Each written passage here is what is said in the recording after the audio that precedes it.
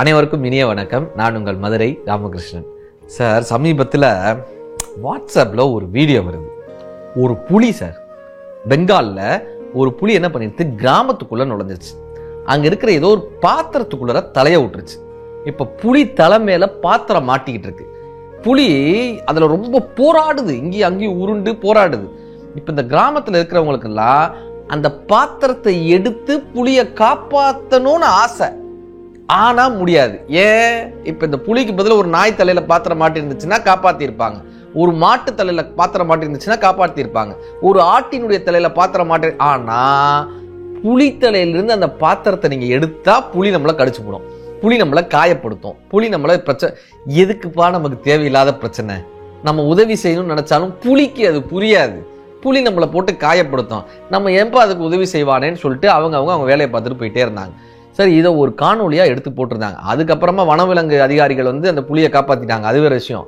ஆனா இந்த கிராமத்து மக்கள் எல்லாரும் ஒதுங்கி போனாங்கல்ல, காப்பாற்றணும்னு நினைச்சு ஒதுங்கி போனாங்கல்ல, இதை பார்க்கும்போது எனக்கு என்ன தெரியுமா சார் தோணுச்சு, பல மனிதர்களுடைய வாழ்க்கை இப்படிதான் சார். தன்னுடைய குணாதிசயங்கள் மூலமா அத்தனை பேர்கிட்டையும் கெட்ட பேர் வாங்கி வச்சிருப்பாங்க. அத்தனை பேரையும் திட்டுறது, அத்தனை பேரையும் ஏதாவது ஒரு வகையில் அவங்கள காயப்படுத்திக்கிட்டே இருக்கிறது, ஏதோ ஒரு வகையில் அவங்கள்ட்ட திட்டிக்கிட்டே இருக்கிறது. இப்படி அத்தனை பேரையும் காயப்படுத்திட்டு இருக்கக்கூடிய ஒரு மனிதனுக்கு ஏதோ ஒரு நாள் உடம்பு சரியில்லாமல் போகுது, ஏதோ ஒரு நாள் அவங்களுக்கு உதவி தேவைப்படுது, ஒரு பட உதவியோ உடல்நிலை சரியா ஏதோ ஒரு உதவி தேவைப்படுது. அவங்களுக்கு உதவி செய்யணும்னு நினைக்கிறவங்க கூட செய்ய மாட்டான் சார், நல்லவங்க கூட செய்ய மாட்டான் சார். எதுக்குப்பா இவனுக்கு போய் எதையாவது ஒன்று செஞ்சு அதுக்கும் திட்டுவான் நம்மளான்ட்டு ஒதுங்கி போயிடுவாங்க. எப்படி புலிக்கு உதவி செய்யக்கூடாதுன்னு ஒதுங்கி போனாங்களோ, மனிதர்கள் இப்படியாக நம் கடும் சொல்லக்கூடியவர்களோட அல்லது கடுமையாக பிறரை நடத்துபவர்களை, ஏதோ ஒரு வகையில் அன்பே இல்லாத மனிதர்களை இந்த மனிதர்கள் புறக்கணிக்க தொடங்கிடுவாங்க சார். உண்மையிலே சொல்கிறேன், திட்டிக்கிட்டே இருக்கிறவங்கள அல்லது கோவப்பட்டுக்கிட்டே இருக்கிறவங்கள, ஏதோ ஒரு வகையில் அடுத்தவங்களை காயப்படுத்திக்கிட்டே இருக்கிறவங்கள, ஏதோ ஒரு வகையில் சக மனிதர்களை துன்புறுத்திக்கிட்டே இருக்கிறவங்கள இந்த சமூகம் என்ன பண்ணணும், ஒதுக்கிடும். அன்பாகவே இருக்காது, ஒதுக்கி தள்ளிட்டு போயிட்டே இருப்பாங்க. தவிர அன்பு இருக்கக்கூடிய மனிதர்கள்ட்ட தான் சார் உறவாடணும்னு நினைப்பாங்க. அப்போ உங்களுக்கு இருக்கக்கூடிய கோபத்தை கூட யார் ஒருவரால் அன்போடு சொல்ல முடிகிறதோ அல்லது நகைச்சுவையோடு சொல்ல முடிகிறதோ வேறு ஒரு பாணியில் சொல்ல முடிகிறதோ அவங்க ஜெயிச்சிருவாங்க சார். எம்.ஆர். ராதா வாழ்க்கை அவர்களில் எனக்கு ரொம்ப பிடித்த மனிதர். அவர் கோபத்தை கூட வித்தியாசமாக சொல்லுவார். ஒரு முறை நாடகம் ஆரம்பிக்கணும், 6:30 மணிக்கு நாடகம்னு சொல்லியிருக்காங்க. நாடக கோட்டையில் நாடகம், ரத்தக்கண்ணீர் நாடகம், 6:30 மணிக்கு நாடகம்னு சொல்லியிருக்காங்க. இப்போ ரசிகர்கள் எல்லாரும் 4:30 மணிக்கே வந்துட்டாங்க.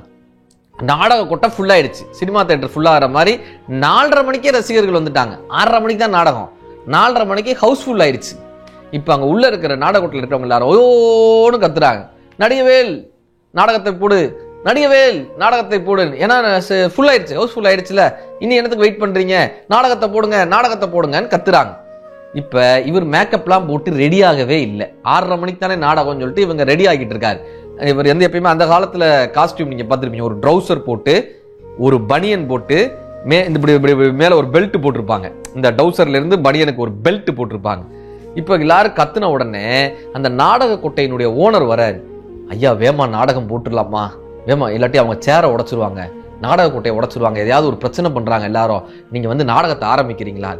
இப்போ எம்.ஆர். ராதா மேக்கப் போட்டுக்கிட்டு இருந்தவர் என்ன பண்ணுறாரு சார், அதே பாதி மேக்கப்போட ஸ்டேஜுக்கு வர்றாரு. கூட ஒரு பொமேரியன் நாய், அந்த நாய் எப்பயுமே கூட வச்சிருப்பாரு. இவருக்கு யாராவது சாப்பாடு கொடுத்தா அந்த நாய்க்கு போட்டு பார்த்துட்டு அது உயிரோடு இருக்கான்னு பார்த்துட்டு தான் இவர் சாப்பிடுவார். ஒரு பொமேரியன் நாயோட ஸ்டேஜுக்கு வர்றாரு. எல்லாரும் இவரை பார்த்தோன்னே நடிகவேல் நடிகவேல்னு கத்துனாங்க. இவர் என்ன தெரியுமா பண்ணாரு, ஒரு பிஸ்கெட் பாக்கெட் எடுத்தார், நாயை பார்த்தார், கத்தாத, சொம்மா கத்தாத. யாரு? நாயிட்ட சொல்றாரு, சொம்மா கத்தாத, நீ கத்துனா நான் பயப்படுவேன் நினைச்சியா, நீ கத்துனா நான் பயப்படுவேன் நினைச்சியா, இந்தா அப்படின்னு பிஸ்கெட்டை நீட்டுறாரு.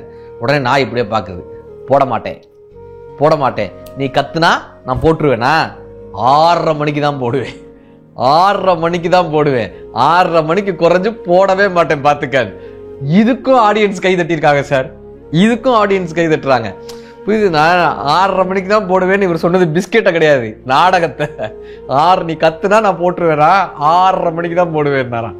இப்போ இது ஒரு வரலாற்று ரீதியான ஒரு சம்பவம். அத்தனை பேரும் அதுக்கு கைதட்டி ரசிச்சிருக்காங்க. ஒரு கோபத்தை கூட ஒரு அழகான முறையில் சொல்லக்கூடிய திறன் இருக்குல்ல, ஒரு கிரியேட்டிவ்னஸ் இருக்குல்ல, கோபத்தை டைல்யூட் பண்ணிடும் சார். எதிர்த்தாப்புல இருக்கிறவங்கள ரசிக்க வச்சிடும் சார். ஒரு முறை நான் தொடர்ந்து நிகழ்ச்சிக்கு பயணப்பட்டுக்கிட்டே இருக்கிறோம். இப்போ வீட்டில் இருக்கிறப்ப தான் என் மனைவி ஏதாவது சமைக்க முடியுமான்னு கேட்குறது. இப்போ ஒரு நாள் வந்து என் ஒய்ஃப் கேட்குறாங்க, எங்கே உங்களுக்கு என்ன சமைக்கட்டும்னா, நான் சொன்னேன் சப்பாத்தி பண்ணுமா, சப்பாத்தி பண்ணு, கொஞ்சம் சப்பாத்தினா நமக்கு ரொம்ப பிடிக்கும், சப்பாத்தி பண்ணுமான்னு. இப்போ எங்கள் அம்மா சொன்னாங்க, அவனுக்கு சப்பாத்தி பண்ணுறேன்னு சொல்லிட்டு எனக்கும் சப்பாத்தியை பண்ணி வைக்காத, என்னால் பல்லெல்லாம் கடிக்கவே முடியாது, எனக்கு தோசையை பண்ணு, மாவை கொஞ்சம் ஊற்றி 2 தோசையை சுட்டுருந்தான். என் பையன் அங்கேருந்து வந்தான், அவன் சொன்னான், அம்மா எனக்கு தோசை வேணாம் சப்பாத்தி வேணாம், ஆப்ப மாவு இருக்குல்ல நேற்று வாங்கிட்டு வந்துட்டு அந்த ஆப்ப மாவில் ஆப்பம் தான் வேணும்னா. இப்போ என் ஒய்ஃப் சொன்னான், ஒவ்வொன்றும் ஒரு டைப்பு, ஒவ்வொன்றும் ஒரு டைப்பு அப்படின்ட்டு போயிட்டா. இப்போ சாப்பிட்றதுக்கு எல்லாரும் உட்காடுறோம், எனக்கு சப்பாத்தி, எங்கள் அம்மாவுக்கு தோசை, என் பையனுக்கு ஆப்பம், எல்லாம் அதெல்லாம் பண்ணிட்டு திரும்ப சொன்னா ஒவ்வொன்றும் ஒரு டைப்பு, ஒன்று நான் சொன்னேன் பாரு, அப்போ சொல்லிட்டு போனேன் சரி, சாப்பிட்றப்ப உட்காந்து ஒவ்வொன்றும் ஒரு டைப்புன்னு சண்டை போட்டுட்டு இருக்கக்கூடாது. அதுக்கு சொன்னா நான் அப்படி சொல்ல வரல, இது எல்லாமே ஒரு டைப்புன்னா. எப்படி இந்த ஆப்பம் இருக்குல்ல, இது மானஸ்தேன், ஒரு தடவை சுட்டா கேட்டுக்கும், ஒரு தடவை சுட்டா கேட்டுக்கும். இந்த தோசை இருக்குல்ல, திருப்பி சுடணும், புரியுதா? எங்க அம்மா திருப்பி சுடணும், தோசைய திருப்பி சுடணும்.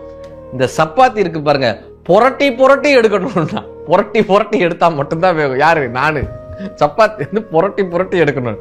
இதை கேட்கும் போதே எங்களுக்கு சிரிப்பு தான் வந்துச்சு தவிர அது கோபமாக மாறாது. அப்படி எப்போ ஒவ்வொன்றும் ஒருத்தர் ஒன்று கேட்டால் நான் எப்படி சமைக்க முடியும் அப்படின்னு சொல்றத கூட ஒரு அழகான முறையில் சொல்லும்போது அந்த சம்பவம் நமக்கு புரிஞ்சிருச்சு. அதுக்கப்புறம் நாங்கள் ஒவ்வொருத்தரும் ஒன்று கேட்கறதே கிடையாது, நீ என்ன பண்றியோ அதை பண்ணுமா, நாங்கள் சாப்பிட்டுக்கிறோன்றது.